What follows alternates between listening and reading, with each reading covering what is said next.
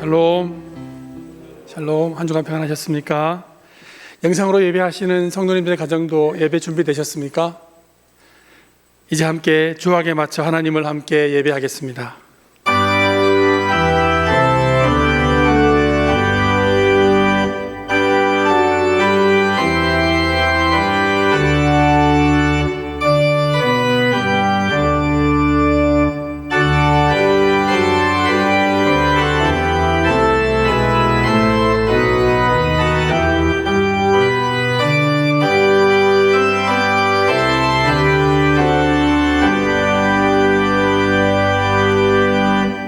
왕이신 나의 하나님이여, 내가 주를 높이고 영원히 주의 이름을 송축하리이다. 내가 날마다 주를 송축하며 영원히 주의 이름을 송축하리이다.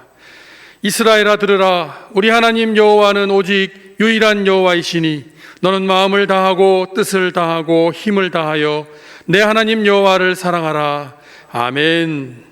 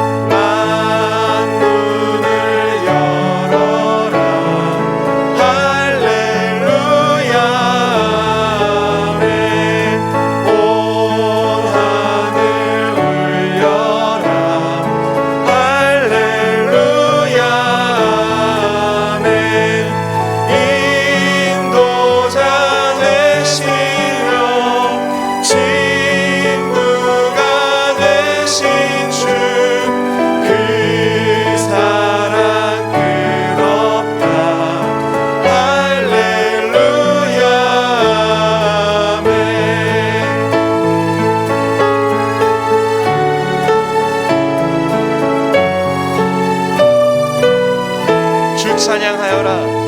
주 찬양하여라. 할렐루야. 아멘. 찬양은 끝없다. 할렐루야. 아멘. 거룩한 집에서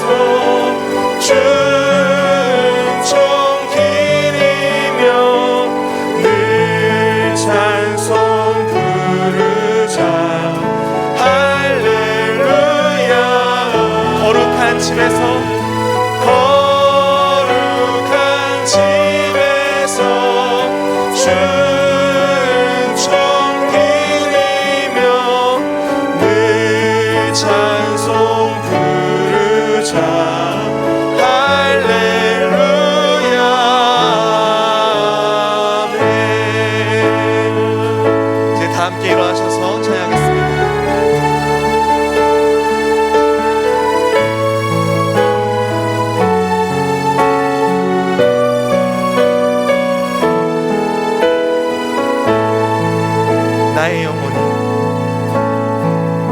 나의 영혼이 잠잠히 하나님만 바라며 나의 구원이 그에게서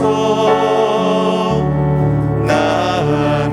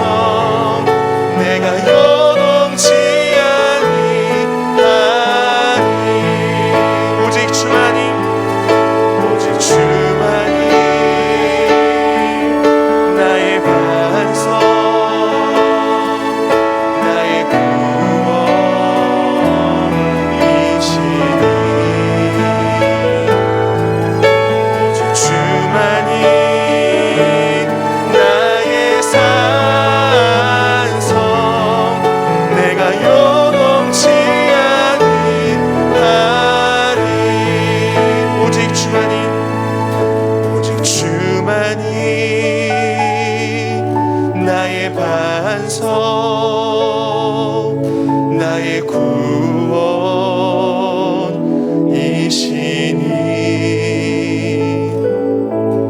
오직 주만이 나의 산성 내가 요동치 아니하리.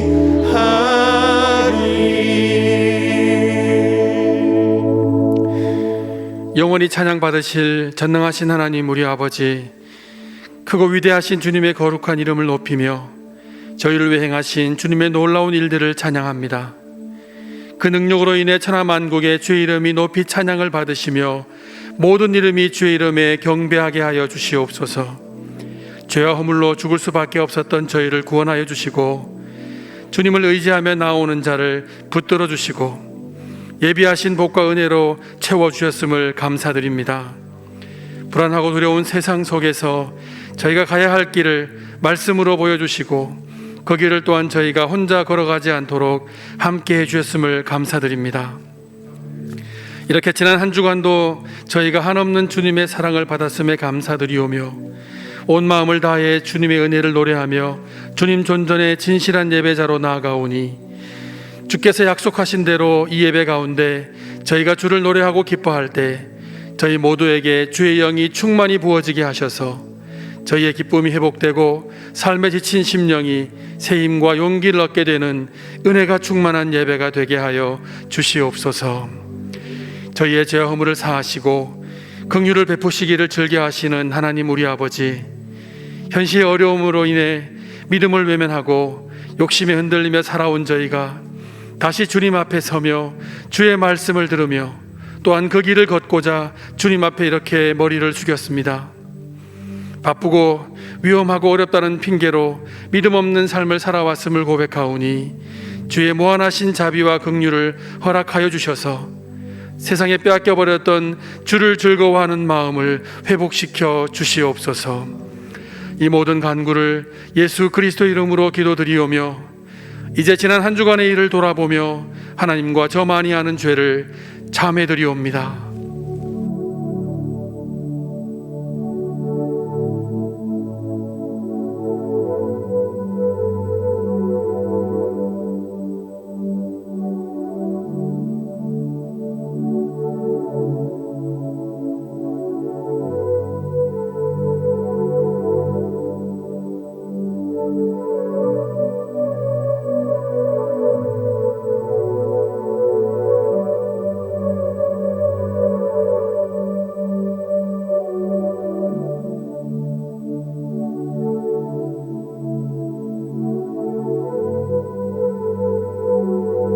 하시는 주의 성령이 죄를 거룩하게 부어주시고 허물 많은 자이라도 주님 앞에 나올 수 있도록 도와주시옵소서.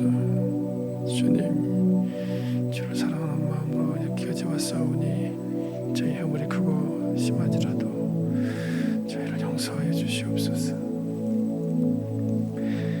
다시 우리를 불쌍히 여기셔서 우리의 죄악을 발로 밟으시고 우리의 모든 죄를 깊은 바다에 던지시리라. 그러므로 이제 그리스도 예수 안에 있는 자에게는 결코 정죄함이 없나니 이는 그리스도 예수 안에 있는 생명의 성령의 법이 죄와 사망의 법에서 너를 해방하였음이라. 아멘. 나는 전능하신 아버지 하나님 천지의 창조주를 믿습니다.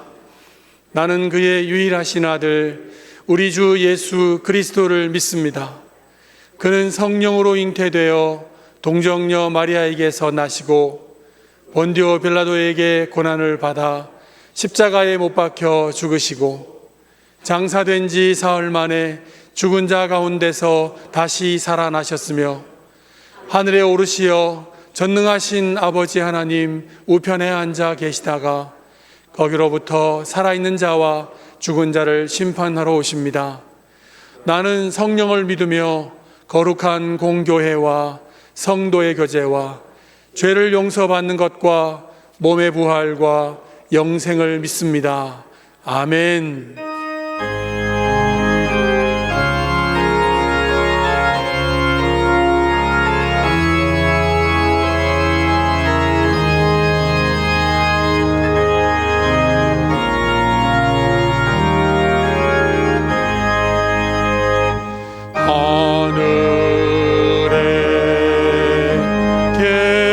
우리 아버지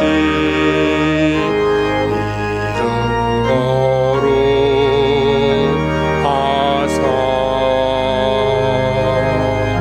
주님 나라 임하시고 뜻이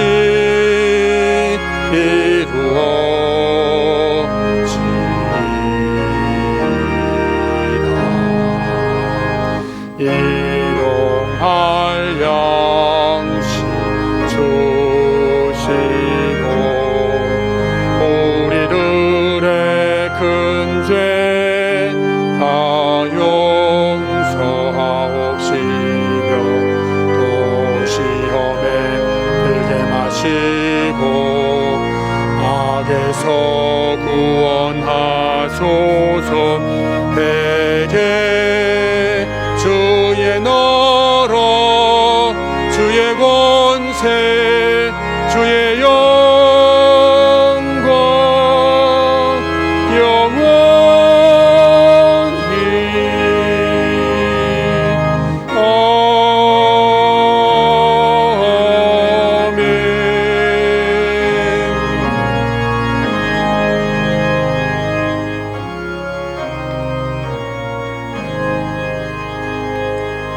아멘. 온 세상을 사랑으로 주관하시는 위대하시고 거룩하신 하나님 아버지, 지난 한 주간도 하나님의 자녀로서 살아가게 하시며 생명의 말씀으로 채워주시는 은혜로 승리하게 하심에 감사와 찬양을 올려드립니다.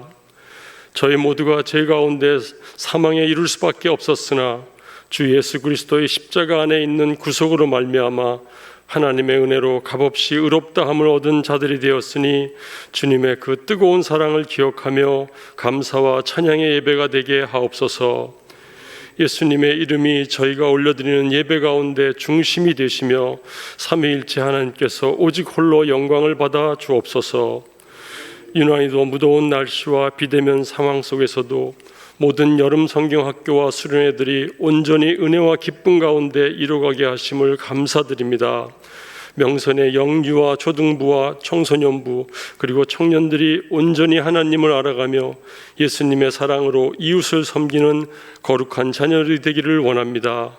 주님의 인격을 닮아가며 화평케 하는 것을 배우게 하시고 선한 영향력으로 온 세상을 변화시키는 능력 있는 크리스찬 리더들이 되게 하옵소서. 코로나19로 인하여 온전한 관계가 황폐해지고 사랑이 메말라가는 어려운 고통과 고난이 저희 앞에 있다 하여도 성도 모두가 서로를 그리워하며 온 마음으로 기도하게 하시며 순과 사역 그리고 코이노니아에서 서로를 격려하고 사랑하는 감사와 칭찬이 넘쳐나게 하옵소서. 아직도 예배와 모임에는 많은 어려움이 있지만 예수님을 깊이 사랑한다고 고백하는 자들에게 주님의 자녀로서 믿음이 더욱 자라게 하시며 사랑의 풍성함에 감사가 있게 하셔서 환난 가운데 인내를, 인내 가운데 연단을, 연단 가운데 부르심의 소망을 확인하는 은혜로 가득 차게 하옵소서. 거룩하신 하나님 아버지의 사랑 앞에서 누리는 기쁨은 우리 자신만의 기쁨이 아니라 하나님께서 기뻐하시는 거룩하신 은혜로 가득 차게 하옵소서. 저희들의 가치관은 철저하게 하나님 아버지께 맞춰져 있게 하셔서 하나님을 기쁘시게 하는 일이 곧 저희에게도 기쁨이 된다는 것을 깨달아가는 삶이 되게 하옵소서. 하나님 아버지께 큰 기쁨이었던 사람을 살리고 세우는 명선의 사역들을 되돌아보게 하셔서 러브가 러브피플의 비전과 소명을 이 땅 끝까지 이뤄가는 거룩한 주님의 자녀들이 되게 하옵소서.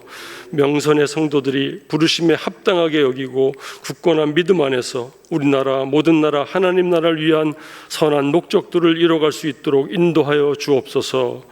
주님의 말씀을 전하시기 위하여 단위에 서신 담임 목사님께도 성령의 뜨거운 감동과 은혜로 인도하셔서 하나님만을 영화롭게 하시며 귀한 말씀을 듣는 저희에게는 마음의 그릇이 깨끗이 비어있게 하셔서 권능의 말씀이 선포될 때마다 하나님의 뜻을 바로 깨닫는 시간이 되게 하시며 뜨거운 성령의 열매가 맺어지는 은총을 내려 주옵소서.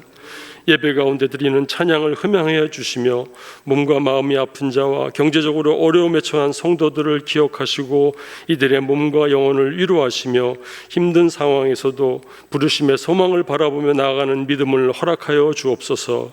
성전과 가정에서 드리는 모든 성도들에게 동일한 은혜를 부어주셔서 온 마음을 다하여 예배하게 하옵시며 믿음 안에서 승리하는 거룩한 자녀들이 되게 하옵소서. 저희를 사랑하시되 끝까지 사랑하시는 예수 그리스도 이름으로 간절히 기도드립니다. 아멘.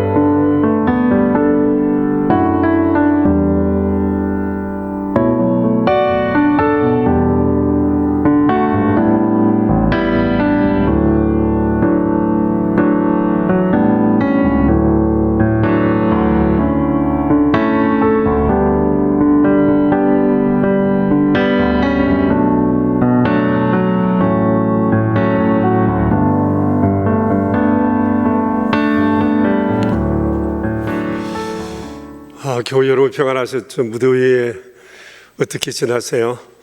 오늘 또 많이 무덥고 또 습도도 많은 날입니다. 휴가들은 어떻게 계획하셨어요? 이 더운 날 집에 있는 게 제일 좋은데 계획하셨으면 잘 다녀오시고 또 몸 상치 않도록 늘 유의하시기를 바랍니다. 여름 성경학교와 수련회가 이제 청소년 1팀을 마지막으로 이제 모든 행사가 마치게 됩니다. 금주까지 계속해서 여러분 기도 많이 해주시기 바랍니다. 사랑하는 자녀들이 믿음 가운데 아름답게 자라는 모습이 얼마나 이쁘고 대견스러운지 모릅니다. 이 모든 것은 또 이를 위해서 성심으로 헌신해 주시는 여러 교사들과 스태프들, 그리고 아이들이 믿음으로 자라기를 간절히 열망하는 부모들의 자녀들을 향한 그 배려, 그리고 여러 교우들의 끊임없는 기도와 격려, 후원들 때문이라고 생각합니다.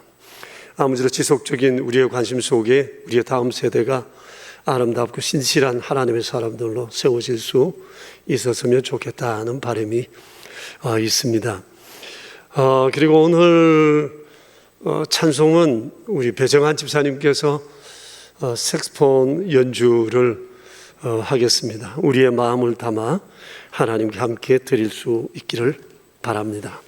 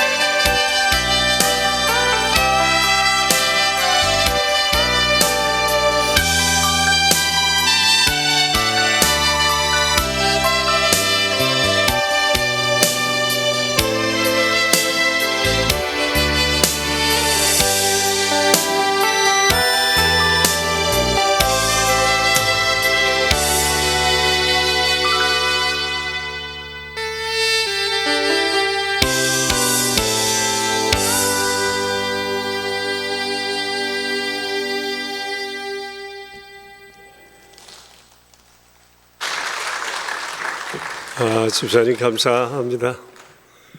고맙습니다. 늘 은혜로운 연주해 주셔서 고맙습니다. 오늘 우리에게 주시는 하나님 말씀은 예레미야서 34장에 있는 말씀입니다. 1절부터 7절에 있는 말씀인데요. 이는 살아계신 하나님의 말씀입니다. 이제 우리 함께 주님의 말씀을 받들어 읽겠습니다. 바벨론의 느부갓네살 왕과 그의 모든 군대와 그의 통치하에 있는 땅의 모든 나라와 모든 백성이 예루살렘과 그 모든 성읍을 칠 때에 말씀이 여호와께로부터 예레미야에게 임하여 이르시되 이스라엘의 하나님 여호와께서 이와 같이 말씀하시니라. 너는 가서 유다의 시드기야 왕에게 아뢰어 이르기를 여호와의 말씀에 보라, 내가 이 성을 바벨론 왕의 손에 넘기리니 그가 이 성을 불사를 것이라. 내가 그의 손에서 벗어나지 못하고 반드시 사로잡혀 그의 손에 넘겨져서 내 눈은 바벨론 왕의 눈을 볼 것이며 그의 입은 내 입을 마주 대하여 말할 것이요 너는 바벨론으로 가리라. 그러나 유다의 시드기야 왕이여, 여호와의 말씀을 들어라. 여호와께서 내게 대하여 이와 같이 말씀하시니라. 내가 칼에 죽지 아니하고 평안히 죽을 것이며 사람이 너보다 먼저 있은 내 조상들 곧 선왕들에게 분향하던 것 같이 내게 분향하며 너를 위하여 애통하기를 슬퍼다 주여하리니 이는 내가 말하였음이니라. 여호와의 말씀이니라 하시니라. 선지자 예레미야가 이 모든 말씀을 예루살렘에서 유다의 시드기야 왕에게 아뢰니라.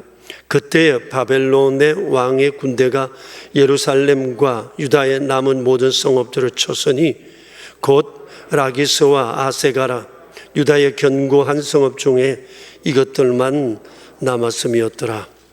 아멘. 어느 나라나 민족이나 할 것 없이 역사의 굴곡은 있게 마련입니다. 아마 세상의 많은 민족들 가운데 우리나라만큼 부침이 많은 나라 민족이 있었을까, 그렇게 생각해도 아마 무방하지 않나 생각합니다. 우리나라와 또 비슷한 상황에 처한 민족이 있었는데 그것이 바로 유대 민족입니다. 오늘 우리가 이 34장을 읽었습니다만 이 34장은 유다의 패망에 관한 슬픈 역사 이야기입니다. 여러분 2절 말씀을 보시면 뒷부분에 이렇게 말씀되어 있습니다. 여호와의 말씀에 내가 이 성을 바벨론 왕의 손에 넘기리니 그가 이 성을 불사를 것이다 라고 말씀하셨습니다. 국가 패망을 한눈에 보여주는 말씀이에요.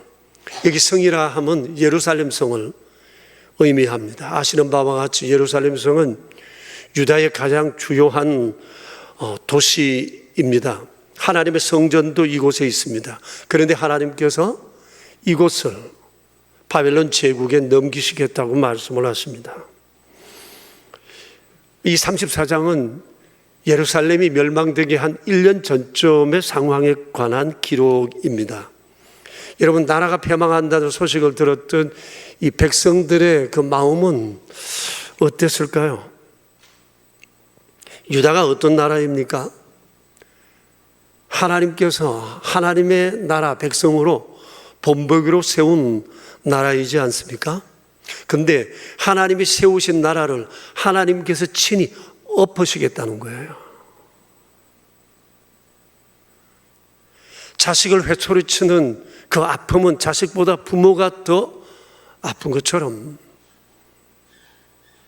하나님께서 세우신 나라를 엎으시는 하나님의 마음이 얼마나 아프셨을까? 우리가 그것을 헤아려 보았으면 좋겠습니다. 이렇게 이 나라의 패망을 용인할 수밖에 없었던 이유가 무엇이었을까요?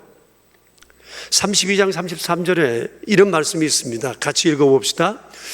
그들이 등을 내게로 돌리고 얼굴을 내게로 향하지 아니하며 내가 그들을 가르치되 끊임없이 가르쳤는데도 그들이 교훈을 듣지 아니하며 받지 아니하고, 여러분 어제 우리가 읽은 성경 내용입니다. 기가 막히는 내용이지 않습니까? 이것이 당시 하나님의 백성들의 하나님을 향한 태도였어요. 등을 죽게 돌렸대요. 얼굴을 향하지도 않는데요. 가르치고 가르쳤는데도 들어먹지를 않는다고 그래요. 주님의 마음이 얼마나 속이 상하셨을까 우리가 충분히 짐작하고도 남을 것입니다. 그런데 이게 너무 오래되어서 완전히 고지라되어 버렸습니다. 그래서 하나님께서는 이제는 더 이상 어떻게 할 수가 없다 생각하시고 엎으시고 다시 시작하셔야 되겠다 결정을 하셨어요.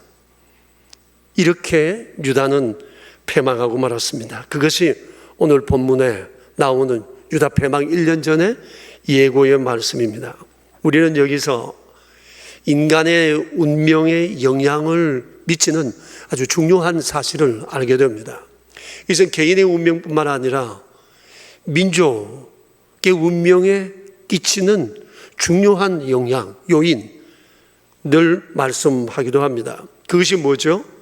그것은 하나님의 말씀에 대한 태도입니다. 이것이 운명을 결정합니다.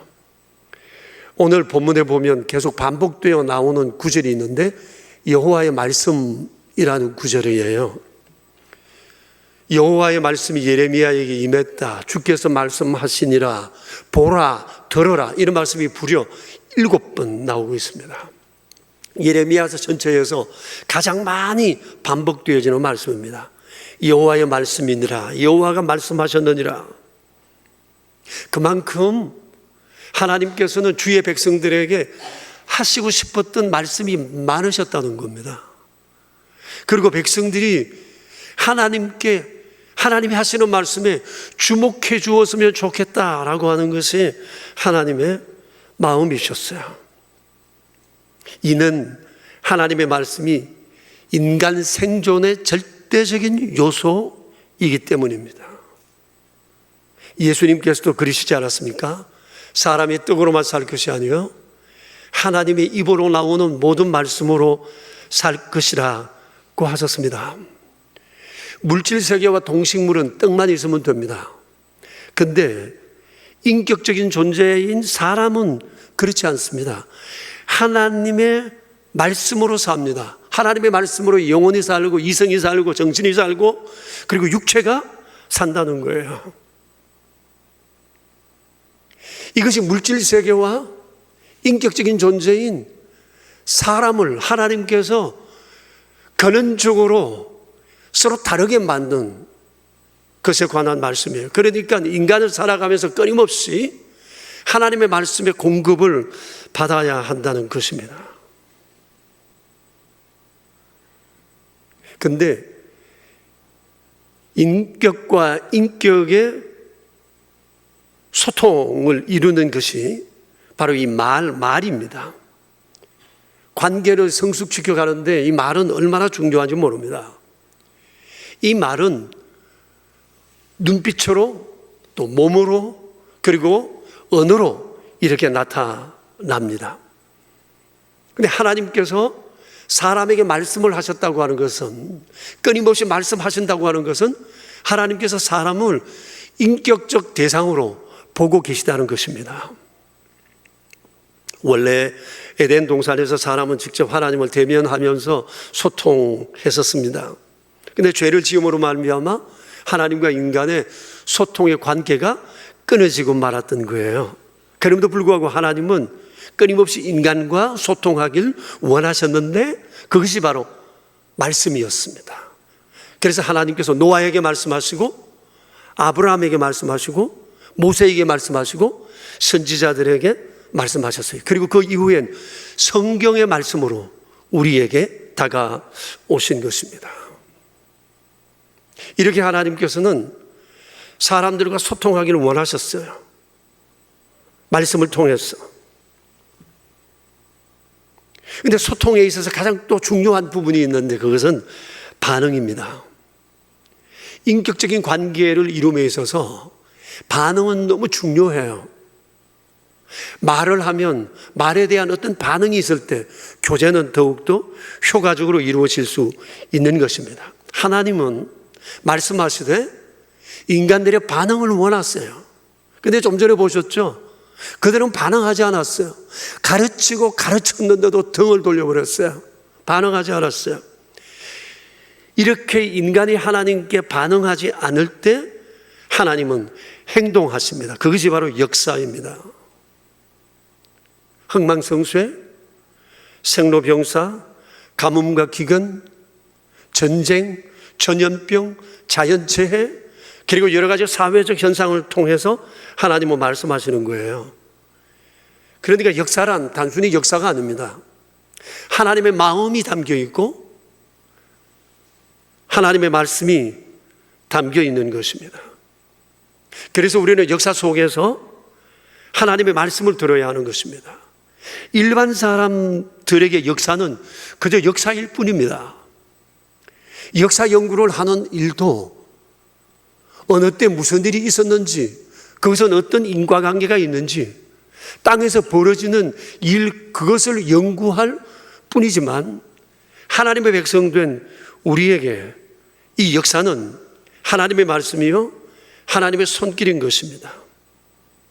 그래서 우리는 성경을 통해서도 하나님의 마음을 알아야 하지만 성경을 외면할 때 주시는 하나님의 다양한 역사 속에 나타나는 이런 현상들을 통해서 내게 말씀하시고 이 세대에 말씀하시는 하나님의 마음을 알고 믿음으로 반응해야 한다는 것입니다.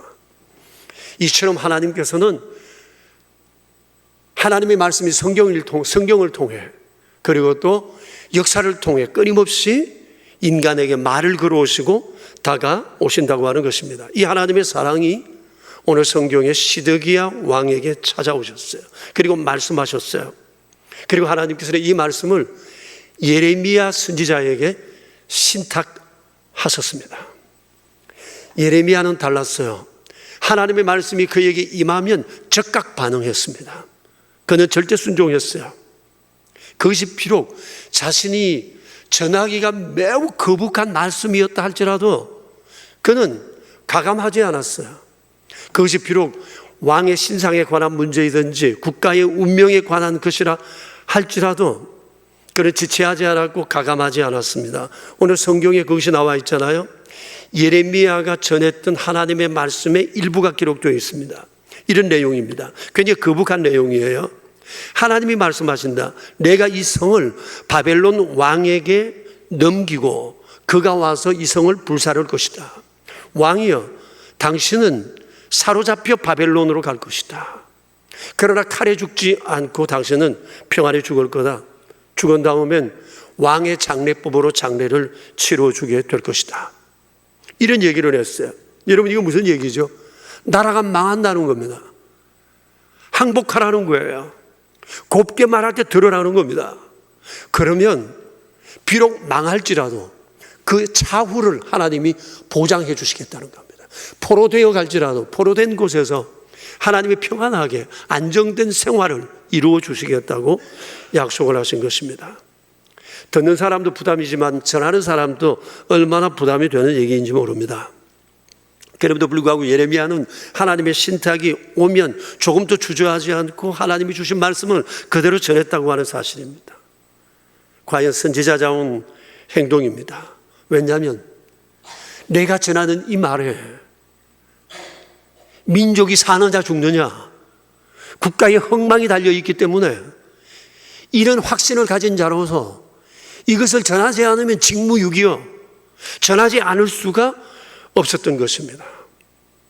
그래서 이런 얘기를 전하다가 그는 왕으로부터, 왕의 첩권들로부터 미움을 샀고 그리고 감옥에 여러 번 들어가게 되었습니다.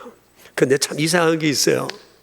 시드기야 왕이 이렇게 자기에게 부담되고 항복하라는 얘기임에도 불구하고 예레미야를 통해서 주시는 하나님의 말씀을 그가 계속 들으려고 애를 썼다는 겁니다. 그래서 때론 감옥에 가두었던 예레미야를 가석방시켜서 최근에 임한 하나님의 말씀이 없는지 궁금해서 질문하기도 했어요. 예레미야가 또 바른 소리를 하면, 하나님의 말씀을 그대로 전하면 듣기 싫어서 또 감옥에 넣기도 했습니다. 참 이상한 사람이지 않습니까? 듣기 싫으면 아예 부르지를 말아야 하는데 그는 자꾸 하나님의 말씀을 들으려고 했어요. 이게 시드기야 왕의 문제였어요. 자, 보십시오. 그는 하나님의 말씀을 듣고 싶어 했고 또 열심히 들었어요. 그런데 문제는 자신이 원하는 것만 들으려 했다는 거예요. 이건 불순종이죠. 하나님의 말씀을 듣는 것이 아니라 내가 원하는 말씀만 듣기를 원했어요. 여러분, 예레미야서 우리 앞부분에서 계속 읽어봤죠? 읽어보시니까 이 말씀이 지금 이해되죠? 자기가 듣고 싶은 얘기만 들으려고 했던 겁니다. 생각해 보세요. 인간이 하나님의 말씀을 듣고 순종하고 따라가야 됩니까? 하나님께서 사람의 말을 듣고 따라가야 합니까? 이 시드기야는 이 하나님의 말씀을 던져버렸어요. 가르치고 가르쳐도 듣지 않았어요. 그래서 결국 외면하고 말았죠. 받아들이질 못했어요. 물론 한 나라 왕으로서 나라가 망한다는데, 항복하라는데 자존심이 있지 어떻게 쉽게 항복이 되겠어요? 도저히 이해가 안 돼요. 물론 여러 가지 외적인 전력으로 봐서 망할 수밖에 없는, 질 수밖에 없는 상황이지만 뭐라도 꽥소리하고라도 뭐 해야 될 텐데 하나님은 항복하래요. 무조건 항복하면 이게 살 길이라고 말씀하시니까 이 사람은 못 받아들였어요. 그래서 하나님과 예레미야는 끊임없이 말씀해요. 이건 하나님의 말씀이다. 여호와께서 말씀하시니라. 예레미야는 정말 눈물로 메시지를 전했잖아요. 40년 넘도록 눈물로 이건 내 말이 아니라 왕이여 여호와의 말씀입니다 라고 전했지만 이 사람은 자기가 원하는 대답이 주께로부터 임하지 않으니까 주님의 말씀을 통째로 부정해버리고 말았던 것입니다. 불순종의 대가가 너무 컸어요.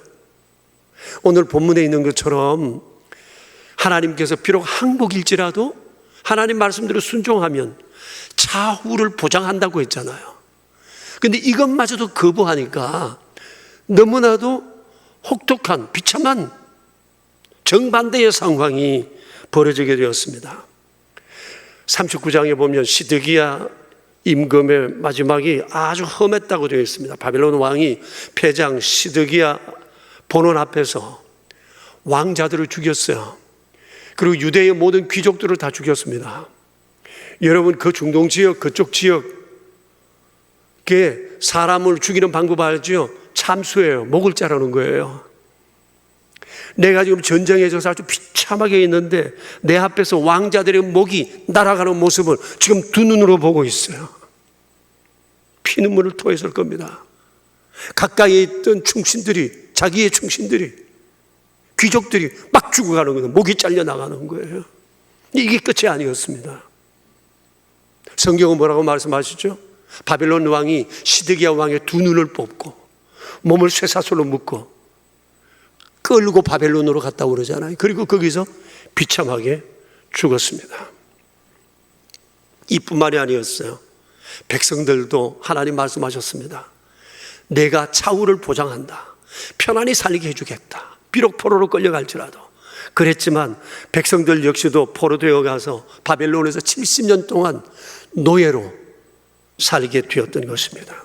그런데 이를 두고 성경은 말씀합니다. 자업자득이었다고요.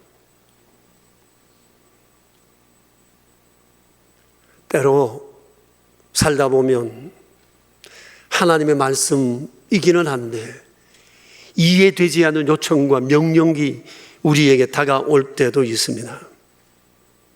시드기야에게처럼 비록 이해되지 않지만 순종하며 사는데 내게 원하는 것만 기다리다가 내 원하는 것이 아니라요 주님을 거부할 때 그 결과는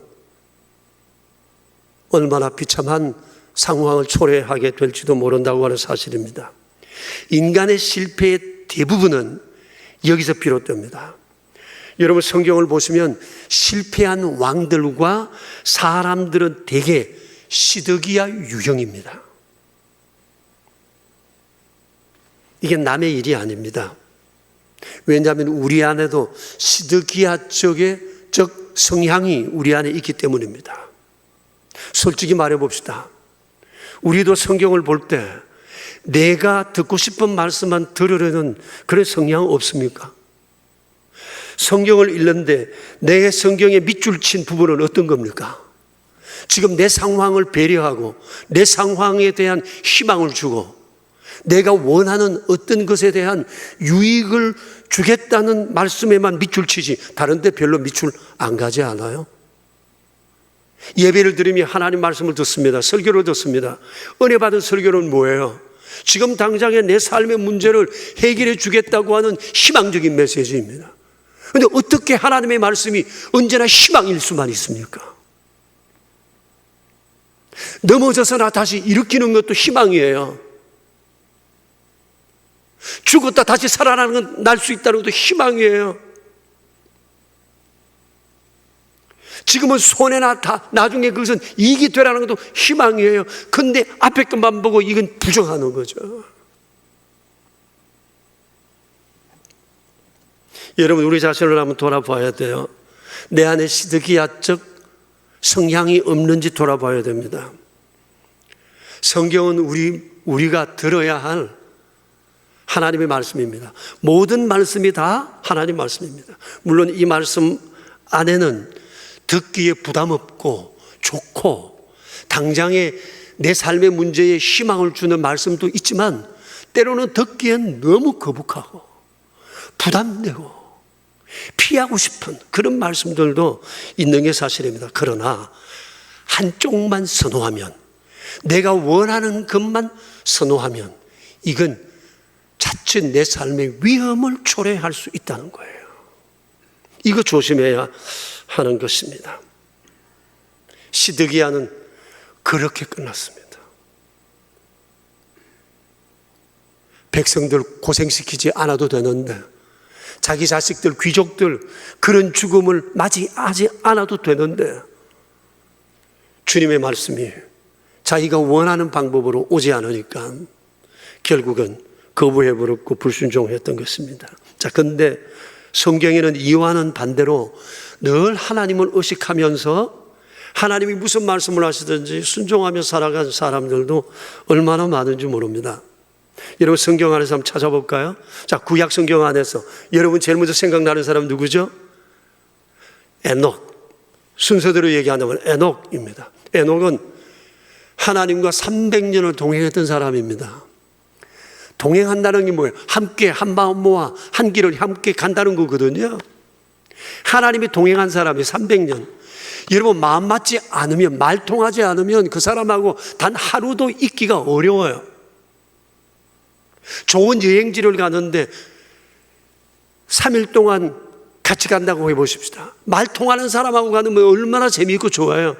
통하지도 않는 사람, 거북한 사람하고 가면 3시간도 같이 있고 싶은 마음이 결코 들지 않을 것입니다.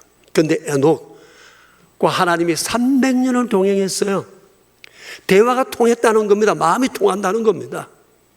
에녹은 언제나 하나님께 집중했던 그런 사람이었기 때문이죠. 그 다음 노아 어때요?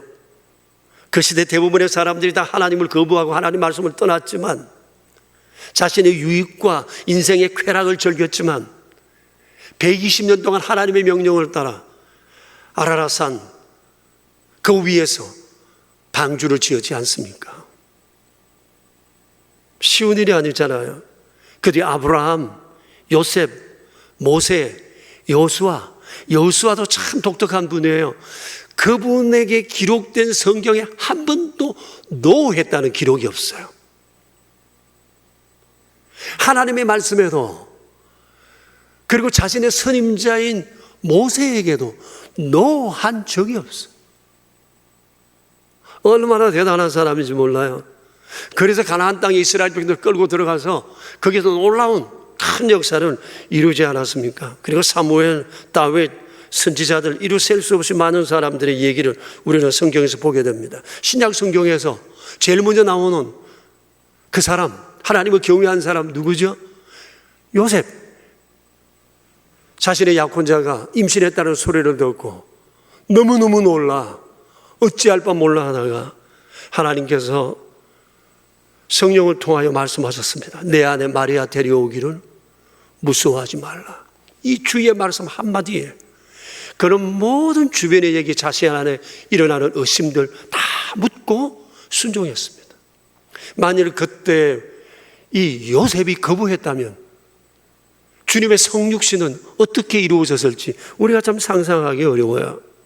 그리고 마리아, 이해할 수 없는 자신 안에 일어난 이 임신에 대해서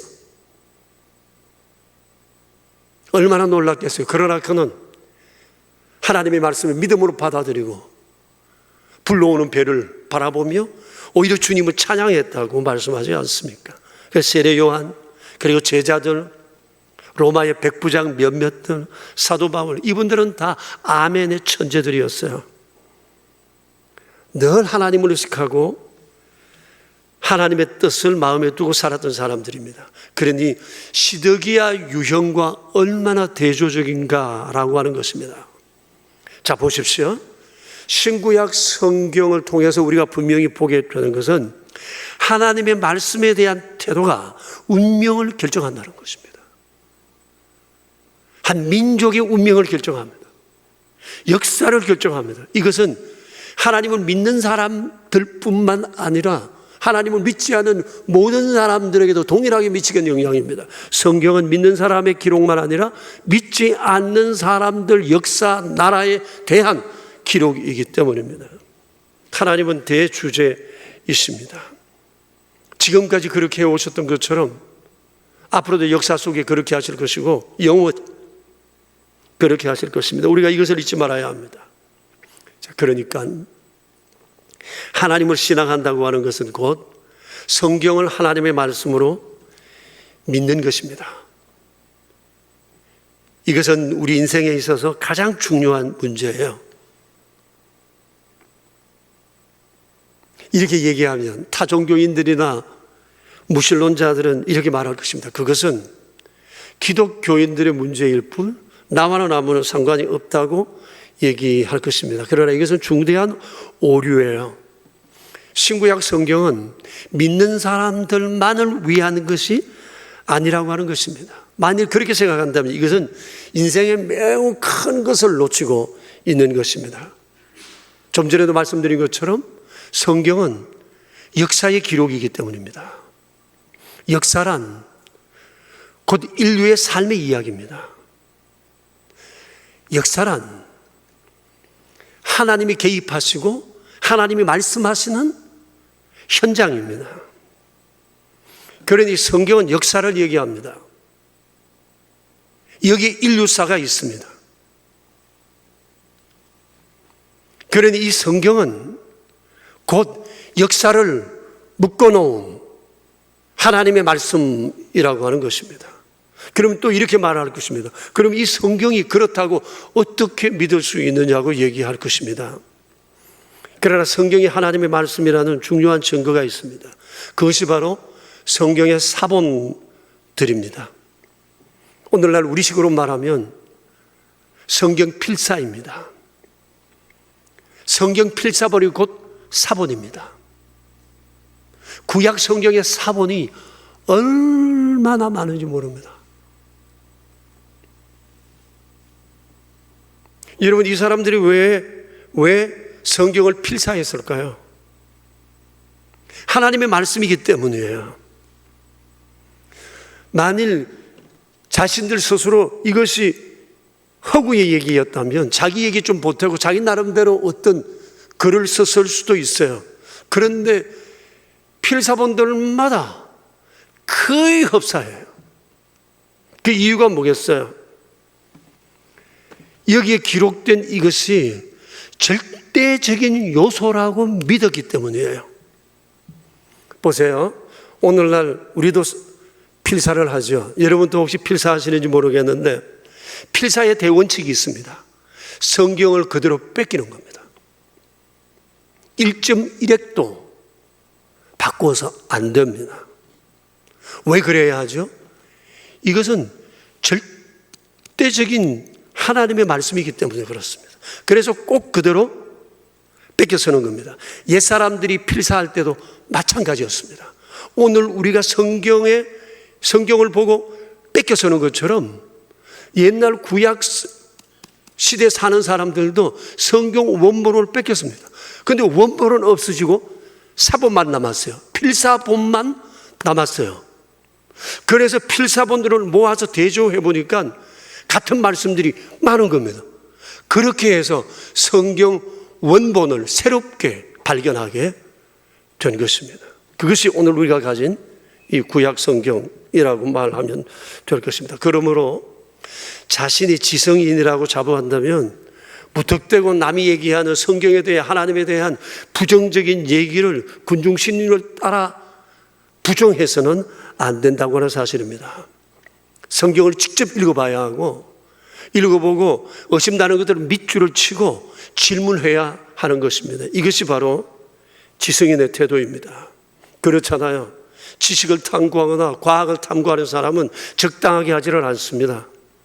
관련되는 많은 것들을 모아서 보고 또 보고 자기가 믿어야 할 것, 추구해야 할 것을 목표로 나아갑니다. 이게 지성인들이 학문을 탐구하는 태도입니다.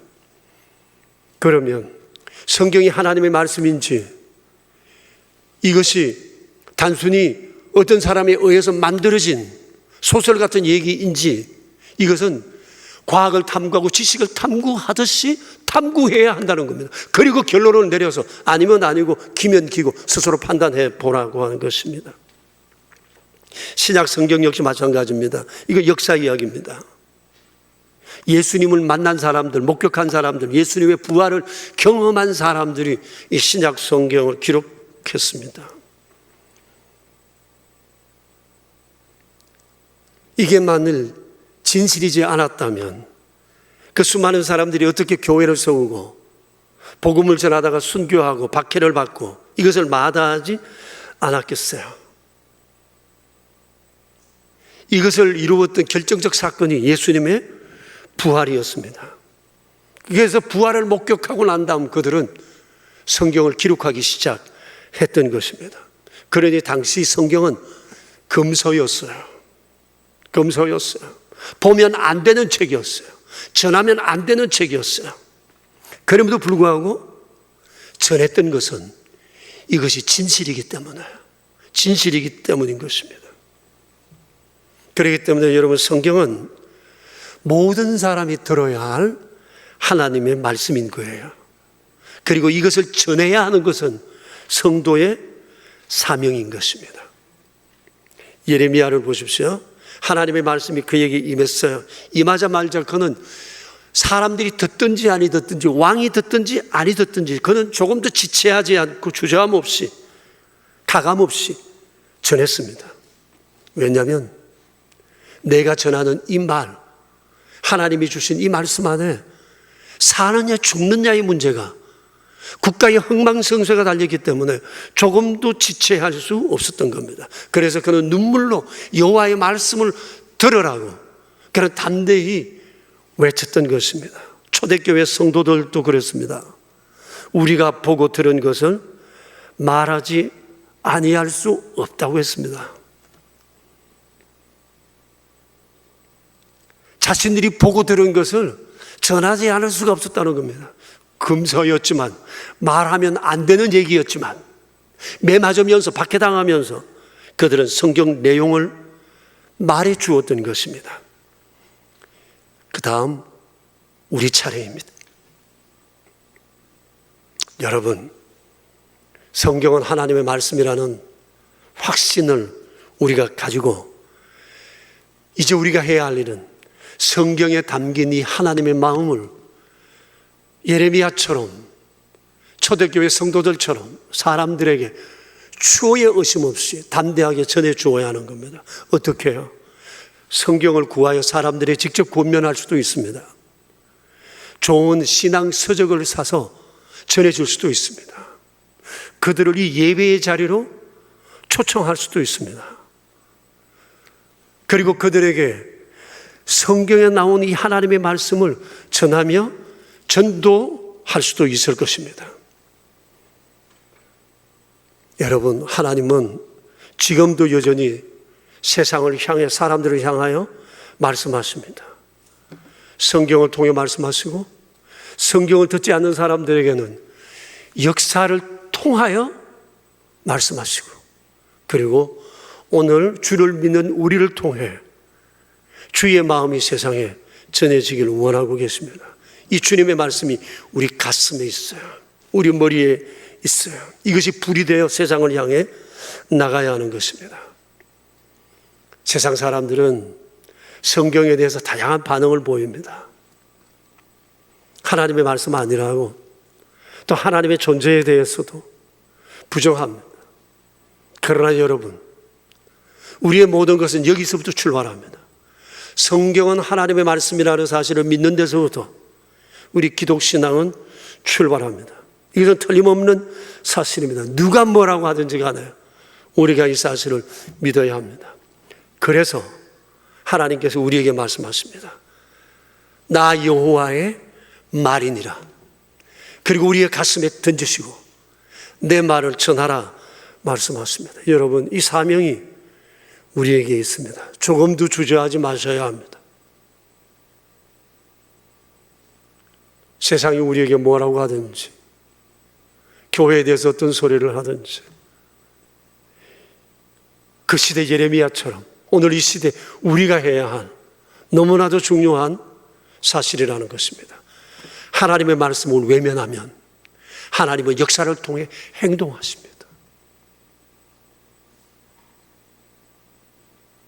이제 우리 함께 기도하겠습니다.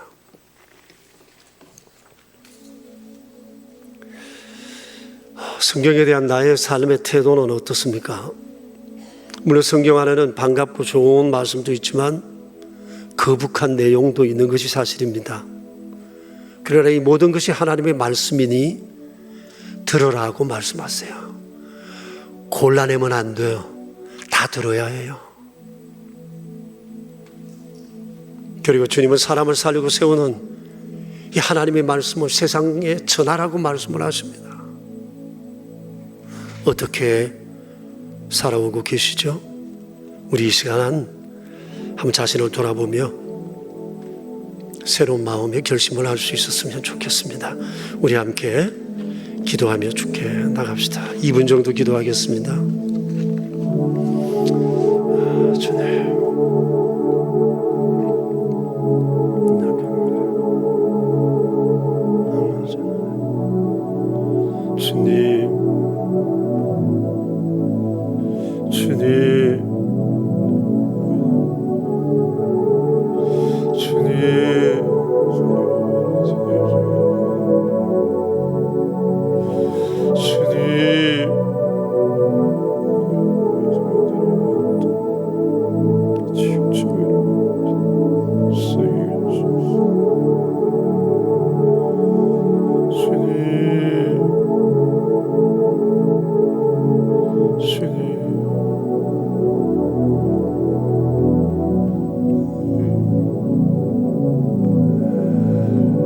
하나님 아버지, 말씀으로 천지를 지으시고 여전히 허물진 인생들을 향해 말씀으로 다가오시며 교제하자 요청하시는 자비로우신 주님의 그 사랑에 감사드립니다. 그럼에도 불구하고 인간의 고집을 따라, 세속적인 가치관을 따라 하나님의 말씀을 외면하며 등을 돌렸던 저희들은 아니었는지 돌아봅니다. 저희 안에 시드기야적 성향이 있었음을 부인할 수가 없습니다. 부담스러운 말씀은 거부하였고 마음에 담아두지 않았고, 내가 좋아하는 말씀, 그것을 선호하는 저희들이었습니다.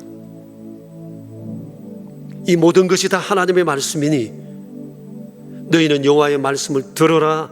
주님 말씀하셨습니다.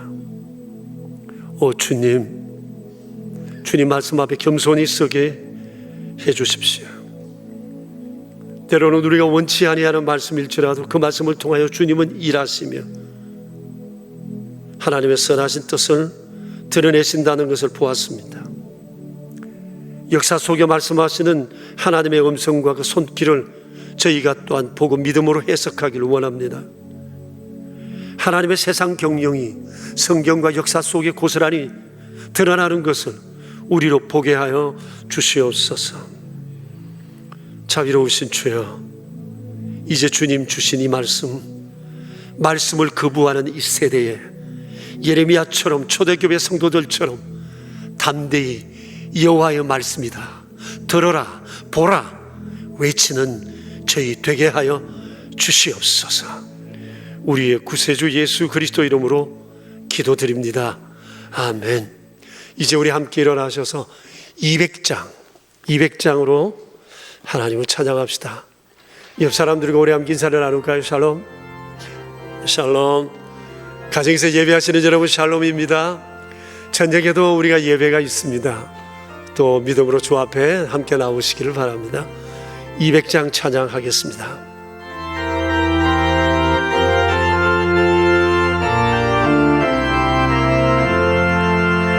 달고 묘한 그 말씀, 생명의 말씀을, 귀한 그 말씀 진실로 생명의 말씀이 나의 길과 믿음 밝히 보여주니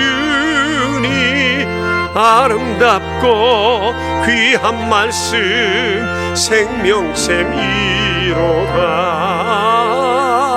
아름답고 귀한 말씀 생명샘이로다. 귀한 주님의 말씀은 내 노래 되도다. 모든 사람을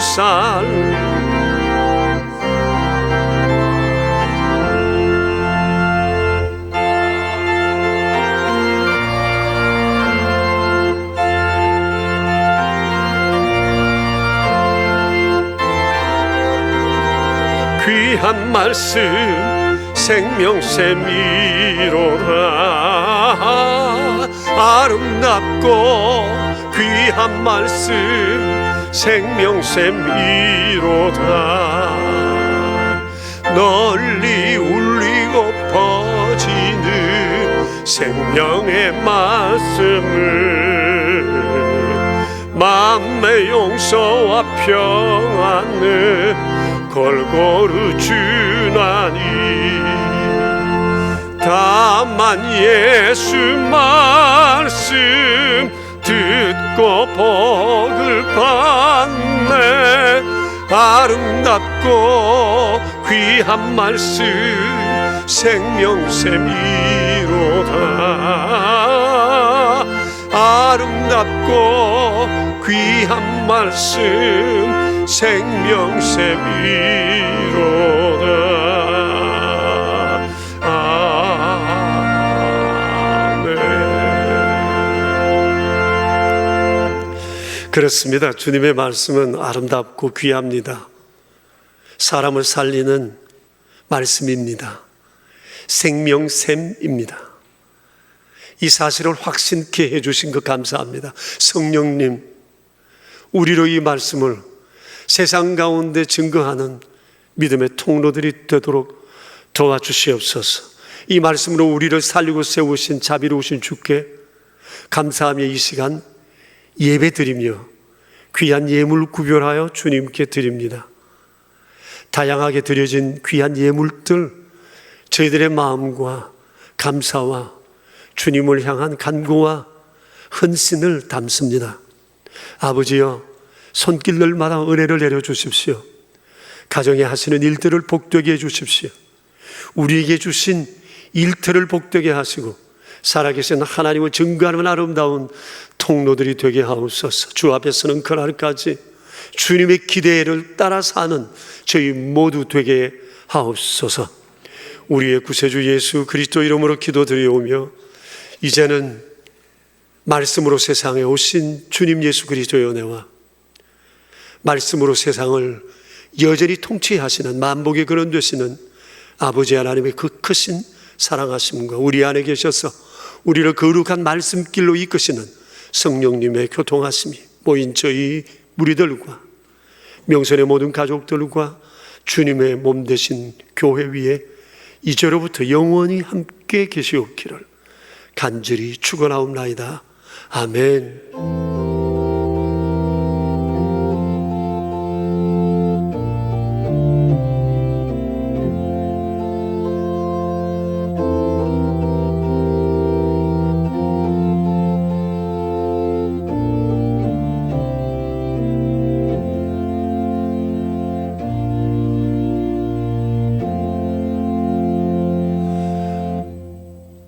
아멘. 여러분 예배 마쳤습니다. 한 주간 평안하십시오. 안녕히들 돌아가십시오.